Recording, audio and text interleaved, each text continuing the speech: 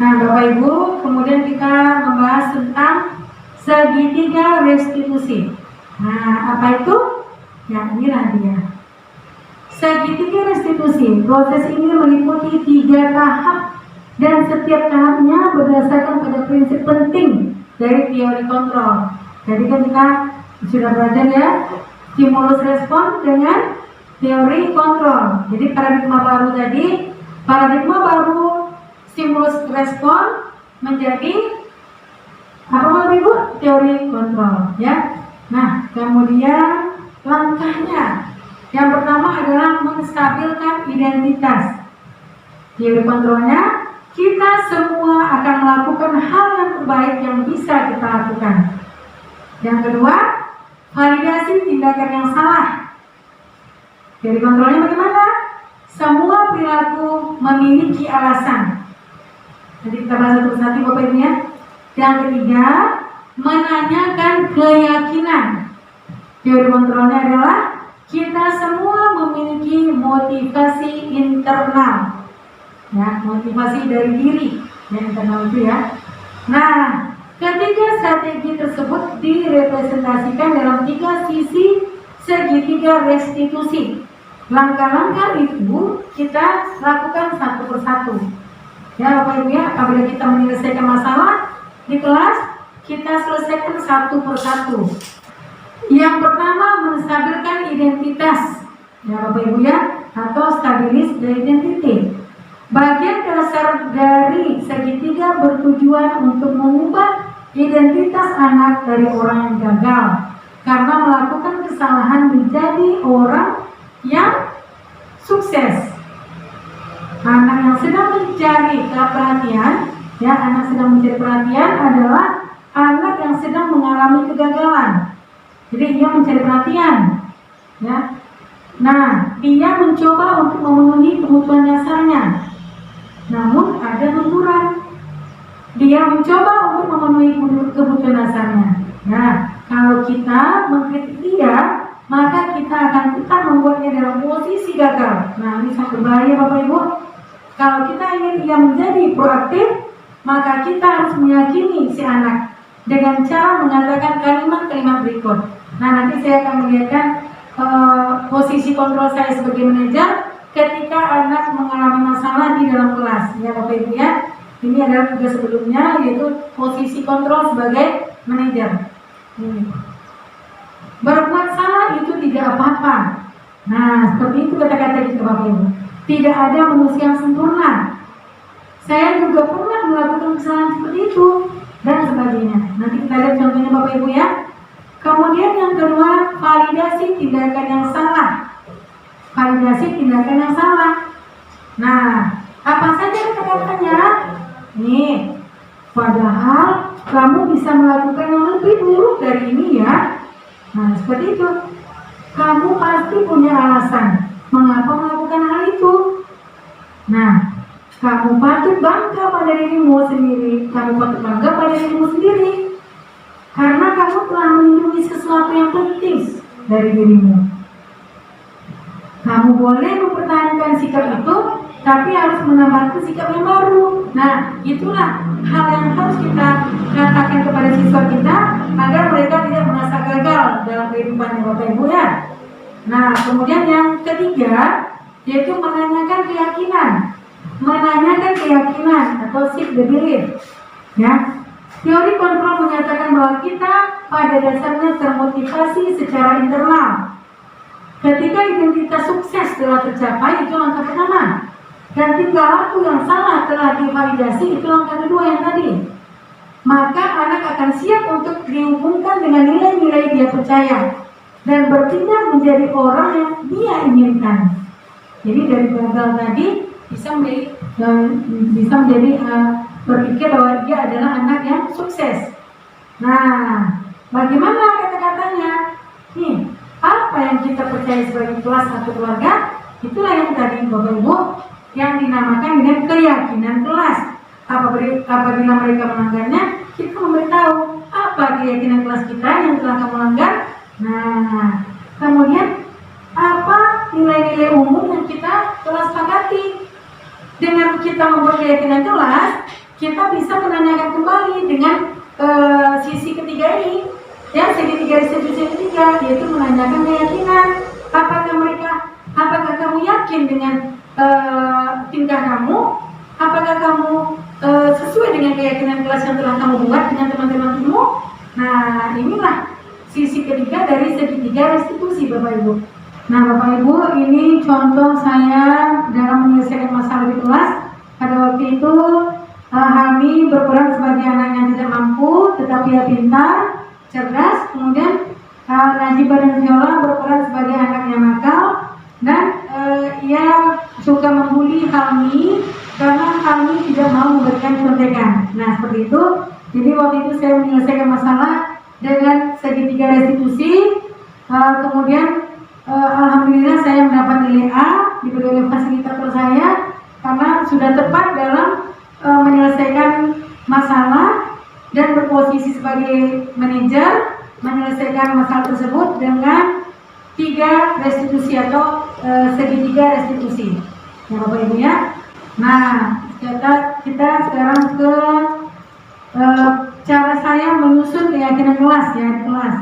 Yang pertama kita seperti ini.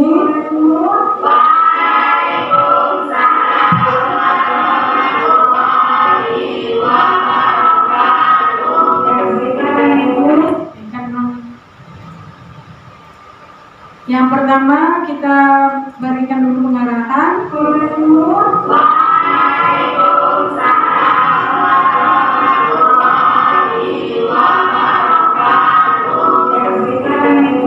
Sekarang kita akan mulai keyakinan kelas dan kelas yang itu saya memberikan. Ya, ini ketika saya memberitahu kepada siswa bahwa kita akan membuat keyakinan kelas. Nah, kemudian mereka menulisnya di kertas.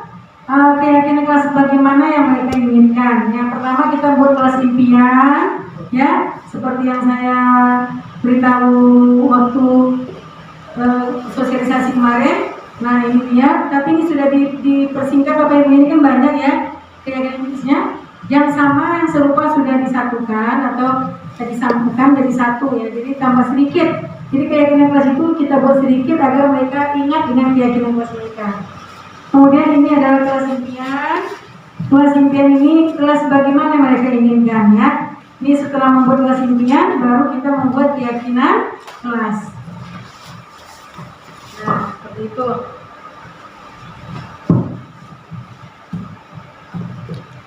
Nah, kita meminta siswa membacakan, ya, meminta siswa membacakan keyakinan kelas bagaimana yang mereka inginkan. Oke, coba lagi nanti Mbak. Kami ingin kelas yang bersih, kami ingin kelas yang bersih, tapi terintegrasi.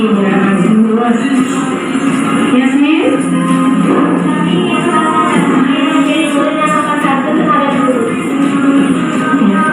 Oke, nah sini mereka menempelkan keyakinan kelas yang mereka inginkan tersebut, ya, Bapak Ibu, ya. Nah, seperti ini. Setelah mereka membacakan, nih setelah dibacakan, mereka menempelkan sendiri ke karton yang telah saya sediakan. Nah, seperti ini, Bapak Ibu. Siswa-siswi SIP 1 menempel keyakinan kelas. Sama, Bapak Ibu, ya. Siswa-siswi kita kan dibagi 2 SIP. Jadi siswa-siswi kita yang SIP 1 menempelkannya pada saat pagi. Kemudian SIP kedua membuatnya dan menempelnya ke papan tulis. Nah, seperti ini jadinya. Nah, ketika sudah mereka tulis semua, kita bacakan, baru kita singkatkan atau kita kecilkan yang sama, kita jadi satu. Seperti itu, Bapak Ibu, ya. Nah, kita dalam pelaksanaan di kelas sudah terlaksana, alhamdulillah. Yang pertama, berdoa sebelum memulai pembelajaran. Nih, seperti ini. Sebentar.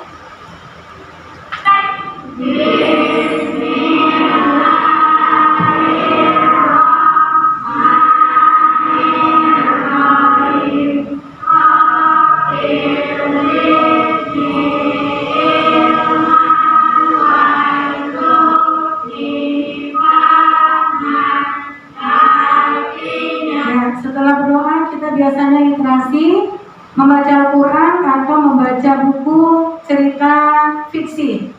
Ya Bapak Ibu, ini saya sudah buat juga dokumentasinya. Literasi sudah, kemudian seperti ini ya Bapak Ibu ya.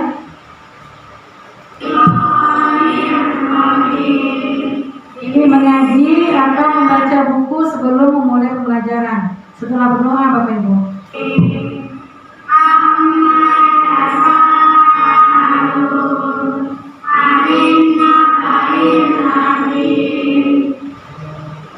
Nah ini juga kita melaksanakan ice breathing Bapak Ibu ya.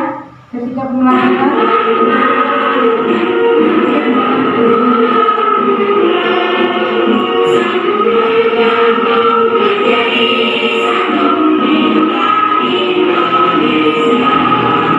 Kemudian kita melaksanakan keyakinan kelas untuk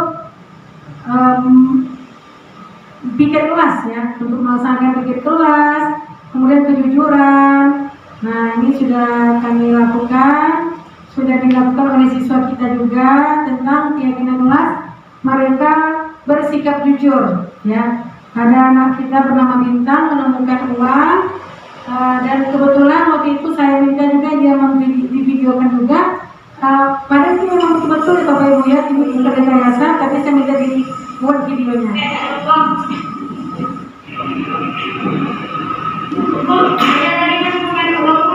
Ya mana? Ibu. Siapa yang merasa dengan uang? Berapa? Ibu jadi, ibu dikasih. Kenapa kamu gimana? Ya, Bintang ini adalah anak yang perlu. Nah, itu kejujuran siswa kita ya Bapak Ibu ya. Jadi si Bintang ini sudah menerapkan keyakinan kelas berupa sikap yang jujur.